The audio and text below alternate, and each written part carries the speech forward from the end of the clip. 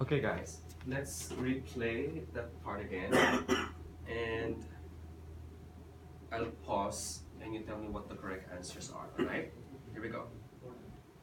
And now, some more information about our major new documentary series, Animal Talk, which explores the fascinating area of animal communication. Tonight's programme compares the communication systems used by two of the world's largest creatures, the killer whale and the elephant. Hey guys, although these might seem like very different creatures, in fact there are a lot of similarities between them. They're both mammals, they both live in groups, and the social bonds they form are extremely strong. And the social bonds they form are extremely strong. Social bonds. And then if you listen after, he explained how come they have strong bonds. When somebody, gives birth, all the elephants gather around the newborn. So therefore the answer is social bonds. You can write it down first. How about let's listen. How about number 7? When a new elephant is born, the others in the group will all gather round to greet it. They also live for a long time, like humans, and their brains are very large. And their brains are, did you hear that? And their brains are very large. Therefore, is it brain or brains? Yeah, because first of all, we have the S sound at the end of the noun. Okay, let's continue. Number 8. Which means that there may be room for something in there that allows them to process some type of language. In the programme, Laura Martins, who has spent many years studying the communication systems of whales, describes how although whales do have very good sight, like humans, they mostly use sound to communicate. They use sound. Good. Continue. In the case of whales, this is because this travels well in water, where visibility may be limited. In the programme, you'll hear underwater recordings of the whale calls, but what we don't know yet is whether the whales are talking to one another, or whether the sounds are just to allow them to identify one another. Also speaking on the programme is Dr. Jeff Burns, who has made a special study of elephant communication. Elephants use all their senses to communicate, but as Dr. Jeff Burns explains, one way we are only just beginning to find out about is what has been referred to as silent singing. Sounds produced by elephants which are too low for humans to hear, but can be heard by other elephants. And did you know that another way in which elephants can hear is with their feet? Another way in which they can communicate is with their feet. Kanilang mga paa, right? So that's your section 2, everybody. Okay, please tally up your scores. It's okay, Riz. But did you get something in the first step earlier? Okay, so please tally up your scores now. So we tally up everything very easily. Okay? Alright. Now guys, let's move on to section 3. Now, section 3 of your test always involves something between a student or some students and a professor or something from the education field. Now, in this particular situation, guys, you'll be listening to a guy named Elliot, and he'll be speaking with his professor, named Professor Rand, a lady.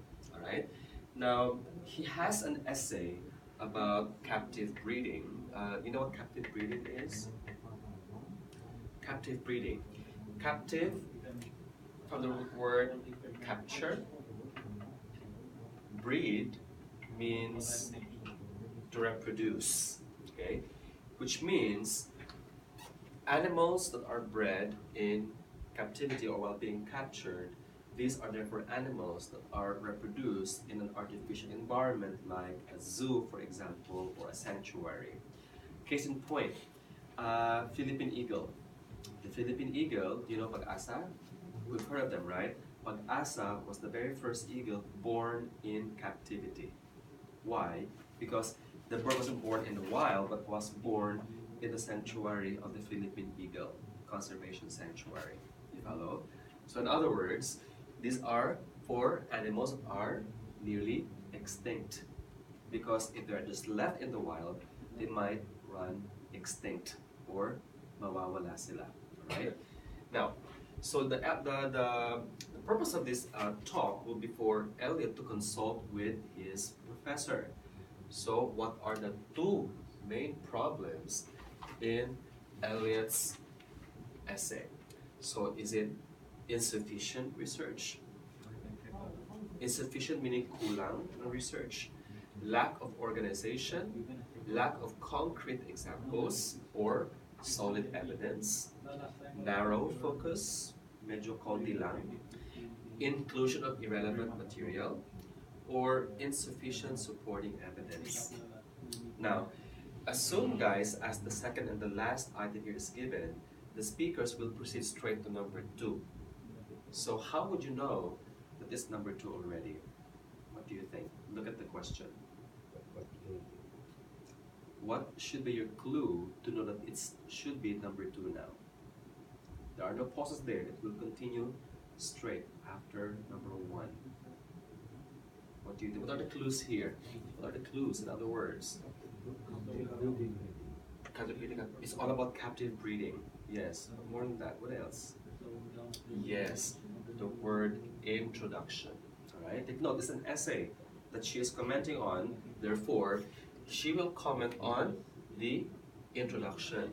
So the moment you hear the word introduction, you should be at number 2 already. Okay?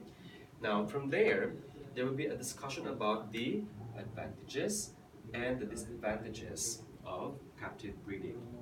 The first advantage is that it allows preservation of species from extinction. Extinction is pagkawala. Okay? Could give new function for whom? In the future. New function, mabibigyan ng bagong pakay ang mga blank sa hinaharap. Allow reintroduction of species into the wild. So listen and you will hear guys these quoted one after another. Now the disadvantages is that captive breeding is what? Psychological effects of captivity, meaning the animals would have some psychological issues. There's the danger of blank for captive animals, and there's poor success in reintroduction to the wild. Okay? Let's just give it a try. If you miss out the items, it's alright, we can replay again everything. Let's now play these first 5 items. Here we go.